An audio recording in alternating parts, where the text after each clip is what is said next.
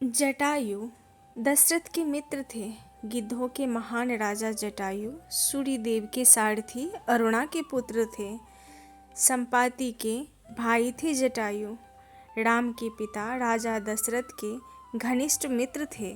युवा अवस्था में जटायु और उनके भाई संपाति ने सूर्य तक पहुंचने का प्रयास किया, लेकिन जब जटायु सूर्य की गर्मी सहन नहीं कर सके तो संपाति ने अपने पंख फैलाकर अपने छोटे भाई की रक्षा की, पर जटायु का पंख जल गया। बाद में जटायु पंचवटी में रहने लगे। जब माता सीता का अपहरण हुआ तब रावण सीता को अपने रथ में बिठाकर लंका की ओर आकाश में उड़ गया।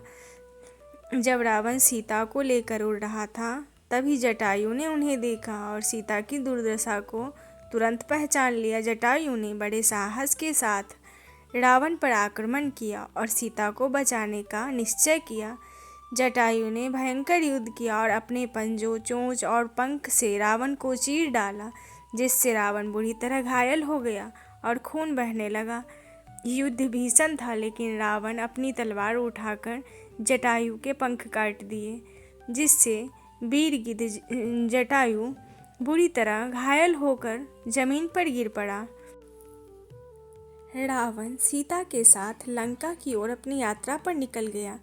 रावण के चले जाने के बाद राम और लक्ष्मण आश्रम लौटे और सीता को वहां नहीं पाया। वे व्याकुल होकर सीता की तलाश करने लगे और उनका नाम पुकारने लगे। खोजते खोजते उन्हें मरणासन अवस्था में जमीन पर पड़ा मिला जटायु, जिसका प्राण धीरे धीरे समाप्त हो रहा था। राम और लक्ष्मण ने जटायु को राक्षस समझकर उस पर आक्रमण करने की तैयारी की, लेकिन जटायु ने अपने अंतिम समय में दशरथ के साथ अपनी मित्रता का जिक्र किया और घटी हुई घटनाओं का वर्णन किया। जटायु ने अपने अंतिम सांस लेते हुए दक्षिण दिशा की ओर इशारा किया, जो रावण के जाने का मार्ग था।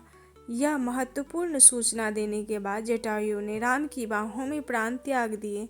जटायु की वीरता से अत्यंत द्रवित होकर राम ने गिद्धराज का अंतिम संस्कार किया। जटायु को मोक्ष प्राप्त हुआ और वे अग्नि रथ में विराजमान होकर विष्णु के स्वर्गलोक में चले गए।